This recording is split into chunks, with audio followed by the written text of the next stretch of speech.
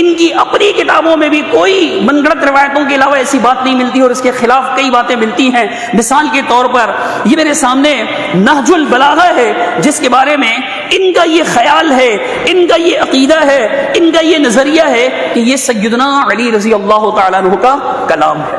اس میں خطبہ نمبر جو ہے وہ 233 ہے اور خطبے کا موضوع یہ ہے کہ جب رسول اللہ صلی اللہ علیہ وسلم اس دنیا سے تشریف لے گئے تو اس موقع پر سیدنا علی رضی اللہ تعالیٰ عنہ نے کیا ارشاد فرمایا تھا. فرماتے ہیں, روایت کرتے ہیں, سند کے بغیر میں آپ کو بتا چکا ہوں ہمارے نزدیک بے سند کلام کی کوئی حیثیت نہیں ہوتی, لیکن یہ اسے ایسے ہی کلام علی مانتے ہیں جیسے ہم قرآن مجید کو اللہ کا کلام مانتے بغیر کسی شک کے. تو یہ کہتے ہیں کہ علی رضی اللہ تعالیٰ عنہ نے فرمایا کہ اللہ کے رسول جب اس دنیا سے تشریف لے گئے آپ کو غسل دیتے وقت اور آپ کی تکفین کے موقع پر, جب آپ کو آپ کے کفن غسل اور کفن کا اہتمام کر رہے تھے اس موقع پر فرمایا کہ بے ابی انت و امی یا رسول اللہ, میرے ماں باپ آپ پر قربان ہو جائیں اے اللہ کے رسول صلی اللہ علیہ وسلم. بسم اللہ الرحمن الرحیم. وعد اللہ الذین آمنوا منکم وعملوا الصالحات لیستخلفنہم فی الارض کما استخلف الذین من قبلہم وَلَيُمَكِّنَنَّ لَهُمْ دِينَهُمُ الَّذِي ارْتَضَىٰ لَهُمْ وَلَيُبَدِّلَنَّهُمْ مِنْ بَعْدِ خَوْفِهِمْ أَمْنًا يَعْبُدُونَنِي لَا يُشْرِكُونَ بِي شَيْئًا وَمَنْ كَفَرَ بَعْدَ ذَلِكَ فَأُولَٰئِكَ هُمُ الْفَاسِقُونَ. اس سورۃ النور سورۃ نمبر 24 اور آیت نمبر 55. قرآن مجید کی اس آیت کو اہل علم آیت استخلاف کہتے ہیں. آیت استخلاف, اس آیت کا خاص ایک نام ہے چونکہ اس میں استخلاف فی الارض کا وعدہ ہے. اس آیہ مبارکہ میں اللہ رب العالمین نے اپنے ایک وعدے کا ذکر فرمایا بغیر کسی تمہید کے. آیت کا ترجمہ آپ کے سامنے عرض کروں گا کہ وہ وعدہ کیا ہے, کن لوگوں سے ہے, اور اس وعدے سے اور اس آیت سے کس طرح سیدنا ابو بکر صدیق رضی اللہ تعالیٰ عنہ کی فضیلت ثابت ہوتی ہے. چونکہ ہمارا موضوع سیدنا ابو بکر صدیق رضی اللہ تعالیٰ عنہ کے فضائل ہے. تو اللہ رب العالمین نے ارشاد فرمایا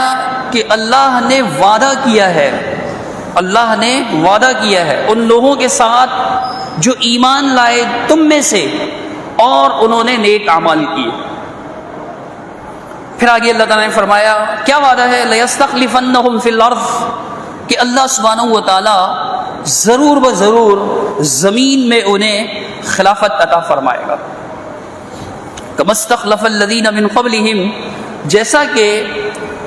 ان سے پہلے لوگوں کو اللہ سبحانہ و تعالیٰ نے زمین میں خلافت عطا فرمائی تھی. وَلَيُمَكِّنَنَّ لَهُمْ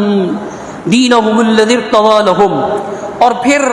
انہیں اللہ سبحانہ تعالیٰ ان کے لیے اس دین کو قائم فرما دے گا, اس دین کو تمکن عطا فرمائے گا جس دین سے وہ اللہ ان کے لیے راضی ہوا یا جس دین کو اللہ نے ان کے لیے پسند فرمایا. یعبدوننی ولا یشرکون بی شیئا, پھر وہ میری ہی عبادت کرتے رہیں گے اور میرے ساتھ شرک نہیں کریں گے, کسی بھی چیز کو شریک نہیں ٹھہرائیں گے. جب یہ وعدہ پورا ہوگا, خلافت قائم ہوگی, تو ومن کفر بعد ذالک, اس کے بعد جو کوئی کفر کرے گا, یعنی یہاں کفر سے مراد ناشکری ہے, جیسا کہ تفصیل آپ کے سامنے عرض کروں گا. کفران نعمت ہے, جو ناشکری کرے گا بس وہی لوگ جو ہیں فاسق لوگ ہیں, یعنی حد سے تجاوز کرنے والے لوگ ہیں. اس آیت میں 7 کے قریب نکات ہیں, ایک ایک آپ کے سامنے تفصیل سے عرض کروں گا انشاءاللہ. سب سے پہلے اللہ تعالیٰ نے اپنے وعدے کا ذکر فرمایا, اور یہ وعدہ تمام ایمان والوں کے لیے نہیں ہے. اس وقت جتنے بھی لوگ رسول اللہ صلی اللہ علیہ وسلم پر ایمان لائے اور وہ نیک عمل کرتے رہے, ان سب کے لیے اللہ سبحانہ و تعالیٰ کا یہ وعدہ نہیں ہے, بلکہ اللہ کا یہ وعدہ چند ایمان والے لوگوں کے لیے ہے, منتخب لوگوں کے لیے ہے, چونکہ فرمایا آمنو منکم، یہ جو منکم ہے تم میں سے کچھ، بعض کے لیے آتا ہے، من تبعیض کا ہے، تم میں سے بعض ایمان والوں کے لیے، ہر ایمان والے کو، ہر نیک عمل کرنے والے کو یہ خلافت حاصل نہیں ہوگی۔ مطلب بہت سے لوگوں کے ذہن میں آتا ہے جب سورۃ النور میں اللہ تعالیٰ نے یہ بات بیان فرمائی ہے کہ اللہ تعالیٰ نے یہ بات بیان فرمائی کہ تم میں سے جو لوگ ایمان لائے اور نیک اعمال کرتے رہے تم انہیں خلافت عطا فرمائیں گے، تو آج بھی کتنے لوگ ہیں جو ایمان لائے ہیں اور وہ نیک اعمال بھی کرتے ہیں، لیکن اللہ سبحانہ تعالیٰ نے انہیں خلافت کیوں نہیں دی، بادشاہت کیوں نہیں دی؟ تو اس کا جواب یہ ہے کہ اللہ کا وعدہ ہر ایک کے ساتھ نہیں ہے، بلکہ اللہ نے فرمایا منکم، تم میں سے بعض کے لیے یہ وعدہ، ہر ایک کے لیے نہیں۔ چند افراد ہوں گے جنہیں اللہ سبحانہ تعالیٰ حکمرانی عطا فرمائے گا، اقتدار عطا فرمائے گا، خلافت عطا فرمائے گا۔ تو یہ استخلاف جس کا ذکر کیا گیا ہے، اللہ سبحانہ تعالیٰ نے یہ فرمایا کہ اس کے بارے میں کما استخلف الذین من قبلہم، یہ استخلاف لفظ جو ہے اس کے معنی زمین میں ٹھہرانا بھی ہوتا ہے، اس کے معنی زمین میں ٹھہرانا بھی ہوتا ہے، لیکن ظاہر سی بات ہے کہ یہ تو کوئی ایسی چیز نہیں ہے زمین میں ٹھہرانا، زمین میں ٹھہرانا جیسے ہم سب زمین میں رہتے ہیں، اس زمین پر ہی رہتے ہیں ہم سب، یہ تو کوئی ایسی چیز نہیں ہے کہ جس کا اللہ تعالیٰ وعدہ فرمائے۔ تمام انسان زمین پہ رہتے ہیں، تمام مخلوق زمین پر رہتے ہیں، تو یہاں وہ مراد نہیں ہے، زمین پر رہنا مراد نہیں ہے، چونکہ جو لوگ فضائل صحابہ کے منکر ہیں وہ اس کی تعویل کرتے ہیں کہ اس کا مطلب یہ ہے کہ تمہیں زمین میں بسائے گا اللہ تعالیٰ۔ زمین میں تو وہ پہلے ہی بسے ہوئے تھے، آسمانوں پہ تو نہیں بستے تھے، کسی اور جگہ تو نہیں بستے تھے، زمین میں ہی بستے تھے، اور زمین میں بسنے کے لیے ایمان اور نیک اعمال کرنے والوں سے خاص وعدے کی کیا ضرورت ہے؟ نعوذ باللہ ثم نعوذ باللہ، یہ تو ایک بالکل فضول سی چیز کا وعدہ ہو جائے گا، نعوذ باللہ، چونکہ کوئی کافر ہو یا مشرک ہو، حتیٰ کہ اللہ سبحانہ تعالیٰ کا انکار کرنے والا ہو، بے دین ہو، مجوسی ہو، آتش پرست ہو، بت پرست ہو، ستارہ پرست ہو، دنیا کا کوئی فرد ہو، سبھی زمین میں رہتے ہیں۔ تو یہاں صرف آیت استخلاف کے معنی توطن نہیں بلکہ تمکن ہے، جس کا آگے اللہ تعالیٰ نے ذکر فرمایا کہ کما استخلف الذین من قبلہم، جیسے تم سے پہلے لوگوں کو اللہ سبحانہ تعالیٰ نے خلافت عطا فرمائی تھی۔ پہلے لوگوں میں بنی اسرائیل میں اللہ تعالیٰ نے انبیاء بھی بنائے، ملوک بھی بنائے، بادشاہ بھی بنائے، انہیں خلافتیں بھی عطا فرمائیں۔ ایک کا ذکر آپ کے سامنے کروں گا، اللہ سبحانہ تعالیٰ نے سورہ صاد میں یہ بات بیان فرمائی ہے کہ آیت نمبر 26 ہے کہ یا داؤد انا جعلناک خلیفۃ فی الارض فاحکم بین الناس بالحق، فاحکم بین الناس بالحق، فرمایا کہ اے داؤد ہم نے تمہیں زمین میں خلیفہ بنایا، تو آپ لوگوں کے درمیان حق کے ساتھ فیصلے کیجئے، حکم نافذ کیجئے، لیکن حق کے ساتھ۔ یہ داؤد علیہ السلام کے بارے میں فرمایا، اور یہ خلافت کیا تھی؟ سورۃ البقرہ میں اللہ سبحانہ تعالیٰ نے ارشاد فرمایا آیت نمبر 251 کہ وقتل داؤد جالوتا، جب بنی اسرائیل کی جنگ ہوئی کفار کے ساتھ، ان کا بادشاہ جالوت تھا، اور لشکر کے سپہ سالار جو ہے سیدنا داؤد علیہ نبینا علیہ السلام تھے، انہوں نے کفار کے بادشاہ جالوت کو قتل کر ڈالا۔ اس وقت بادشاہ اس سے پہلے، جنگ سے پہلے، طالوت کے پاس، اس سورۃ البقرہ میں یہ واقعہ آپ دیکھ لیجئے گا، دوسرے پارے کے بالکل آخر میں تفصیل آپ کو سمجھ میں آ جائے گی۔ تو طالوت بادشاہ تھے اور یہ سپہ سالار تھے، داؤد علیہ السلام، انہوں نے کفار کے بادشاہ جالوت کو جنگ کے دوران قتل کر ڈالا۔ تو اللہ تعالیٰ نے فرمایا کہ وَآتَاهُ اللَّهُ الْمُلْكَ وَالْحِكْمَةَ وَعَلَّمَهُ مِمَّا يَشَاءُ، فرمایا رب کریم نے کہ پھر اس کے بعد اللہ سبحانہ تعالیٰ نے داؤد علیہ السلام کو ملک عطا فرمایا، یعنی اقتدار عطا فرمایا، تمکن عطا فرمایا، حکومت عطا فرمائی، سلطان اور اختیار اللہ سبحانہ تعالیٰ نے اختیار فرمایا، اور انہیں حکمت بھی عطا فرمائی، جیسے کہ تمام انبیاء کو حکمت عطا ہوتی ہے۔ اور پھر اس کے بعد اللہ تعالیٰ نے فرمایا کہ اللہ تعالیٰ نے ان کو وہ کچھ سکھا دیا جو اللہ سبحانہ و تعالیٰ چاہتے تھے، یعنی اللہ چاہتا تھا، اللہ نے وہ سب کچھ سکھا دیا۔ داؤد علیہ السلام کی خلافت یہ سبھی جانتے ہیں کہ وہ نہ صرف نبی تھے بلکہ بادشاہ تھے، ان کے پاس اقتدار بھی تھا، اللہ سبحانہ تعالیٰ نے انہیں اقتدار عطا فرمایا تھا۔ تو یہ آیت کا پہلا حصہ کہ یہ وعدہ صرف اہل ایمان کے لیے، وعدہ صرف اہل ایمان کے لیے اور چند مخصوص اہل ایمان کے لیے، سب کے لیے نہیں، تمام اہل ایمان کے لیے یہ وعدہ نہیں ہے۔ دوسری اور تیسری بات یہ تھی کہ زمین میں خلافت سے کیا مراد ہے۔ اب چوتھی بات کی طرف آئیے، اللہ سبحانہ تعالیٰ نے ارشاد فرمایا کہ وَلَا يُمَكِّنَنَّ لَهُمْ دِينَهُمُ الَّذِي ارْتَضَىٰ لَهُمْ، کہ اللہ سبحانہ تعالیٰ اب یہاں پہ جو اللہ سبحانہ تعالیٰ نے اسلوب اختیار فرمایا ہے، اسلوب اختیار فرمایا اور جو الفاظ منتخب فرمائے وہ انتہائی تاکید کا اسلوب ہیں. عربی زبان میں انتہائی تاکید کا مؤکد اسلوب ہے، پختہ اسلوب ہے. یقینی بات کی جا رہی ہے، ٹھوس بات کی جا رہی ہے، پکی بات کی جا رہی ہے کہ ضرور بضرور اللہ سبحانہ و تعالی انہیں تمکن عطا فرمائے گا، اور پھر اس دین کو جس دین سے اللہ ان کے لیے راضی ہوا. جب خلافت ملے گی تو دین نافذ ہوگا، دین اسلام، جس دین سے اللہ راضی ہو. دین کون سا ہے؟ سورۃ المائدہ کی آیت نمبر 3 آپ سب کے ذہن میں ہوگی الحمدللہ. اللہ تعالیٰ نے فرمایا کہ یوم اکملت لکم دینکم واتممت علیکم نعمتی ورضیت لکم الاسلام دینا. آج ہم نے تمہارے لیے اپنے دین کو مکمل کر لیا اور تم پر اپنی نعمت تمام کر دی، اور تمہارے لیے جس دین سے راضی ہوا، جس دین کو پسند کیا، جس دین کو منتخب کیا، وہ دین اسلام ہے. وہ دین اسلام ہے. وہ دین نافذ ہو چکا تھا، وہ دین نافذ ہوگا. اللہ تعالیٰ نے فرمایا اسے تمکن عطا فرمائے گا دین اسلام. اور سیدنا ابو بکر صدیق رضی اللہ تعالیٰ عنہ کی فضیلت اللہ اس سے ثابت ہوتی ہے کہ رسول اللہ صلی اللہ علیہ وسلم کے بعد یہ خلافت جو ہے سیدنا ابو بکر صدیق رضی اللہ تعالیٰ عنہ کو حاصل ہوئی. جیسا کہ بعض لوگوں کا عقیدہ ہے کہ یوم غدیر کو اللہ کے رسول صلی اللہ علیہ وسلم نے سیدنا علی رضی اللہ تعالیٰ عنہ کے خلافت کی بلکہ امامت من اللہ کی وصیت فرمائی، اور لوگوں کو یہ بات سمجھائی کہ میرے بعد علی کو اپنا حکمراں بنانا، علی رضی اللہ تعالیٰ عنہ کو اپنا حکمراں بنانا، ان کو اپنا خلیفہ بنانا، ان کو اپنا امام بنانا. اور ان کا یہ بھی عقیدہ ہے کہ امامت جو ہے منصوص من اللہ ہے، اللہ کی طرف سے، یعنی اس پر نص نازل ہوئی، دلیل برہان نازل ہوئی. اور عقیدہ امامت میں یہ بھی شامل ہے کہ جیسے نبی پر وحی نازل ہوتی ہے ایسے آسمان سے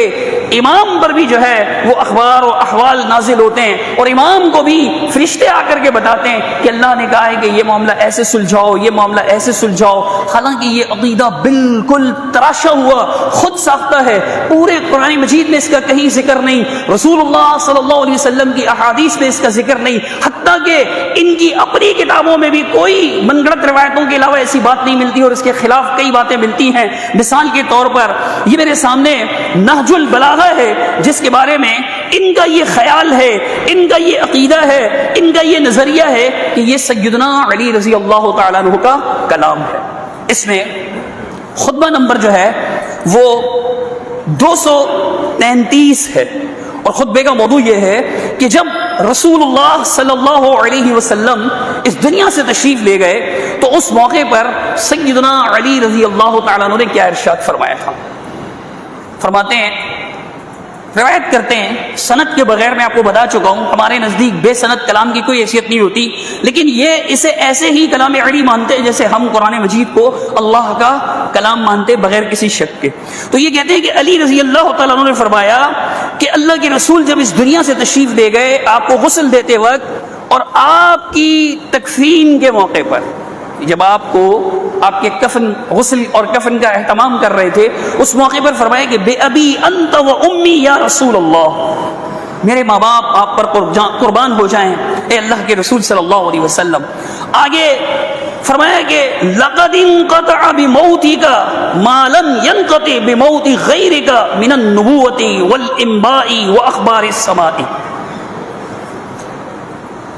اس حصے کا ترجمہ انہی کی طرف سے کر دوں، ان کے مفتی جعفر حسین نے اس کا ترجمہ کیا ہے آپ کے رحلت فرما جانے کے بعد، یعنی آپ کے اس دنیا سے تشریف لینے جانے کے بعد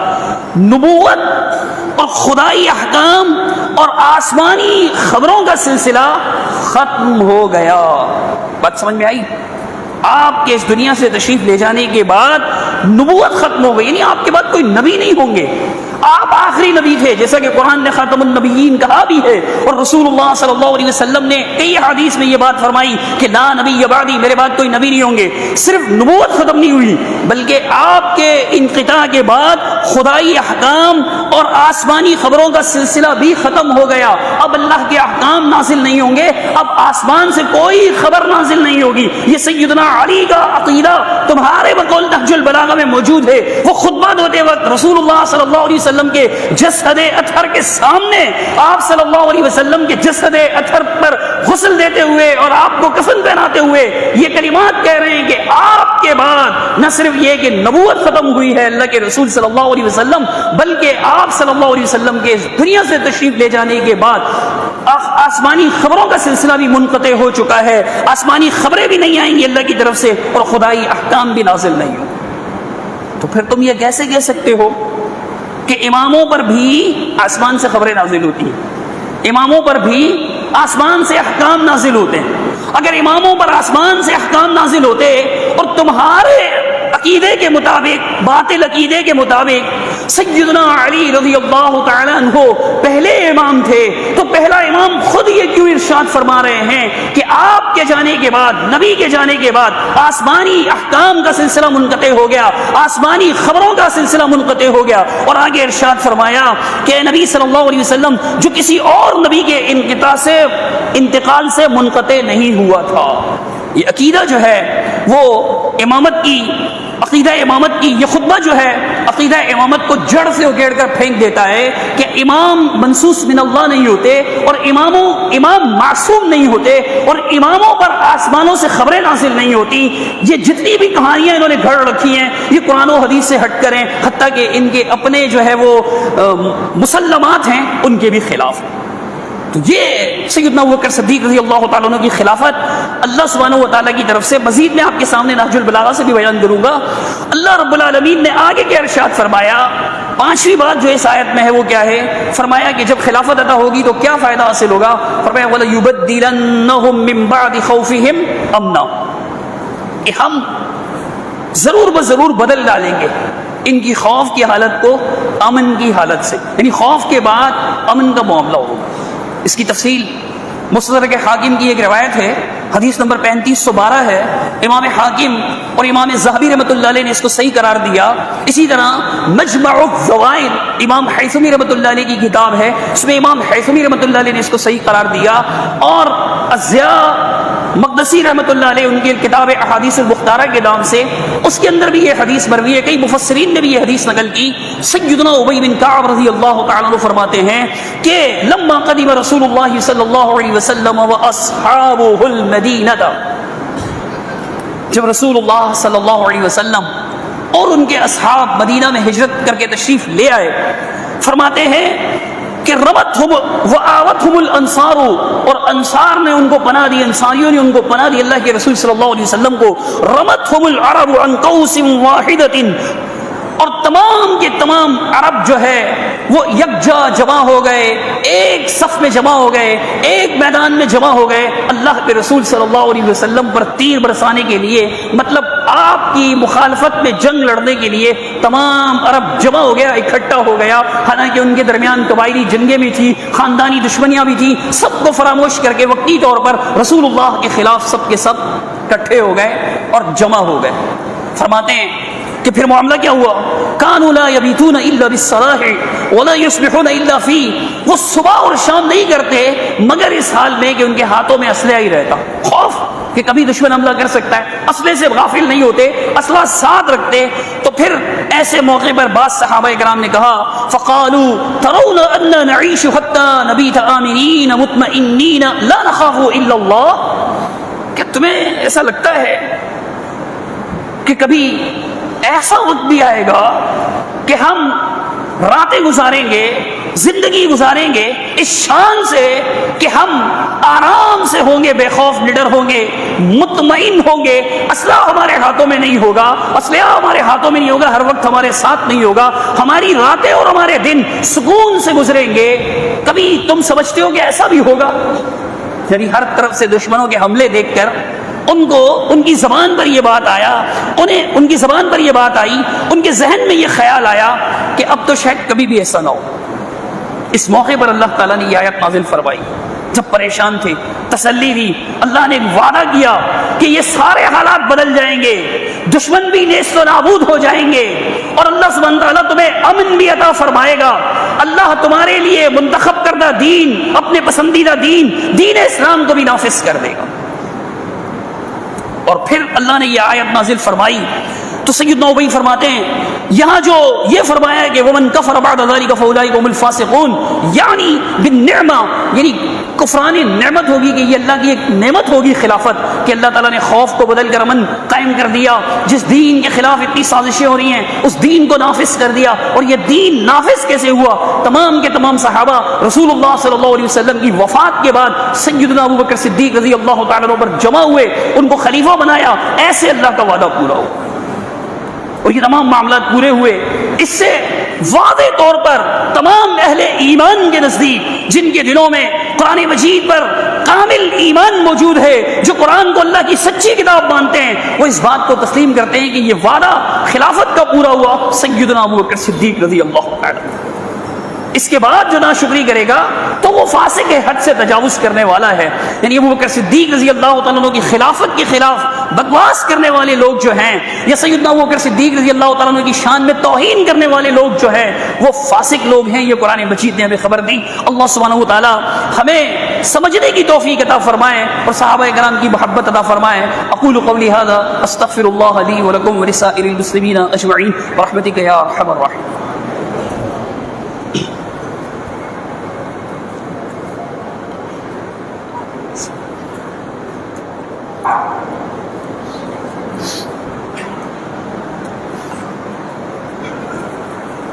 چھٹی بات اس آیت میں جو اللہ سبحانہ و تعالیٰ نے بیان فرمائی کہ یعبدوننی لا یشرکون بی شیئا، کہ وہ صرف میری عبادت کریں گے، میرے ساتھ شرک نہیں کریں گے۔ یعنی جب اللہ خلافت عطا فرمائے گا تو اللہ ہی کی عبادت پر قائم رہیں گے، جیسا کہ اس سے پہلے ایمان کی حالت میں تھے۔ یہ اللہ تعالیٰ نے ایک انعام کا وعدہ فرمایا تھا، انعام کا وعدہ فرمایا تھا۔ آپ اس کو ایک آسان سی فزیکلی مثال جو بالکل ہمارے سامنے ہوتی ہے، روزمرہ کی مثال سے سمجھنے کی کوشش کریں کہ کلاس میں اگر ماسٹر، ٹیچر، استاد انعام کا وعدہ کرتا ہے تو کس کے لیے کرتا ہے؟ سب سے نالائق بچے کے لیے، ہے نا؟ سب سے نالائق بچے کے لیے سر ہلا سکتے ہیں؟ نہیں، سب سے لائق اور قابل بچے کے لیے۔ اب جس کی اسٹرگلز، جس کی کوششیں، جس کی محنت، جس کا ذوق شوق پڑھائی کے اندر زیادہ ہوگا، وہ سب سے زیادہ مارکس بھی لے گا، اسے فرسٹ پرائز بھی دیا جائے گا اور اس کے بارے میں فرسٹ پوزیشن کا اعلان بھی کیا جائے گا۔ پھر جس کا نمبر تھوڑے، جس کے نمبر تھوڑے سے بھی کم ہو، بھلے آدھا نمبر ہی کیوں کم نہ ہو، انصاف پسند ٹیچرز جو ہیں آدھے نمبر کی وجہ سے بھی اسے سیکنڈ ڈکلیئر کرے گا، آدھا نمبر ہی کم ہو اگرچہ آدھے نمبر کی وجہ سے اسے سیکنڈ پوزیشن دے گا اور دوسرے درجے کا انعام اسے دے گا، پھر تیسرا، پھر چوتھا، آخر تک۔ تو یہ اللہ کا انعام ہے، اللہ نے وعدہ کیا انعام دینے کا کہ یہ جو تم اتنی قربانیاں دے رہے ہو، اتنی پریشانیاں جھیل رہے ہو، اتنی مصیبتیں اٹھا رہے ہو اور جان و مال کے ساتھ جہاد کر رہے ہو، نہ تمہیں راتوں میں آرام ہے نہ دن میں آرام ہے، یہ ساری قربانیاں تمہاری رائے گاہ نہیں جائے گی۔ اللہ تمہارے خوف کی حالت کو امن کی حالت سے بدل دے گا اور پھر تم اللہ ہی کی عبادت کرتے رہو گے اور معاملہ ایسا ہو جائے گا کہ تم اللہ کے ساتھ پہلے بھی کسی کو شریک نہیں کرتے تھے، تم نے شرک چھوڑ دیا تھا اور آئندہ بھی تمہارا یہی معاملہ رہے گا۔ اب آپ خود بتائیے کہ اس آیت سے یہ ثابت نہیں ہوتا کہ خلافت عطا کرنے کے بعد بھی وہ اللہ کی بندگی پر قائم رہے اور انہیں شرک نہیں کیا؟ جو لوگ نعوذ باللہ انہیں مرتد کہتے ہیں، مرتد کا لفظی معنی ہوتا ہے اپنے پچھلے دین پر لوٹ جانا۔ پچھلا دین ان کا دین شرک تھا، دین اسلام سے پہلے وہ بتوں کی پوجا کرنے والے تھے، اگر وہ دوبارہ پچھلے دین پر مرتد ہو گئے تو مطلب پھر سے مشرک ہو گئے، نعوذ باللہ۔ تو اللہ تعالیٰ کا یہ وعدہ نعوذ باللہ کیا غلط ثابت ہو گیا کہ اللہ فرماتا ہے کہ وہ میری عبادت کریں گے اور میرے ساتھ کسی کو شریک نہیں کریں گے؟ رسول اللہ صلی اللہ علیہ وسلم کے صحابہ، جو لوگ نعوذ باللہ اپنی زبان سے یہ بکتے ہیں کہ اللہ کے رسول صلی اللہ علیہ وسلم کے صحابہ مرتد ہو گئے تھے، ان لوگوں کو اس بات پر غور کرنا چاہیے کہ اللہ سبحانہ و تعالیٰ نے ان کے بارے میں فرمایا کہ میری عبادت پر قائم رہیں گے، میرے بعد شرک نہیں کریں گے، تو ان کی بات غلط ہے اور قرآن مجید کی بات صحیح ہے۔ اور سیدنا ابو بکر صدیق رضی اللہ تعالیٰ عنہ کی خلافت کے بارے میں سیدنا علی رضی اللہ تعالیٰ عنہ کا ایک مکتوب نہج البلاغہ سے بھی نقل کر دوں کہ نہج البلاغہ میں آپ کو بتا چکا ہوں کہ اس کو کیا سمجھتے ہیں، تو اس میں لکھا ہوا ہے کہ اللہ کے رسول صلی اللہ علیہ وسلم کے صحابی سیدنا علی رضی اللہ تعالیٰ عنہ نے یہ ارشاد فرمایا، یہ نہج البلاغہ 3 حصوں پر مشتمل ہے۔ سب سے پہلے اس میں خطبات ہیں، پھر اس کے بعد مکتوبات ہیں، لیٹرز، خط، پھر اس کے بعد کچھ احکام، حکمت کے اقوال ہیں، اقوال حکمت، جس کو آپ آسان الفاظ میں اقوال زرعی کہہ لیجئے. تو یہ زیادہ دور نہیں، مکتوب نمبر 6 ہے، لیٹر نمبر 6، خط نمبر 6. اس میں ہے کہ انہو بایعنی القوم الذین بایعوا ابا بکر وعمر وعثمان علی ما بایعوہم علیہ.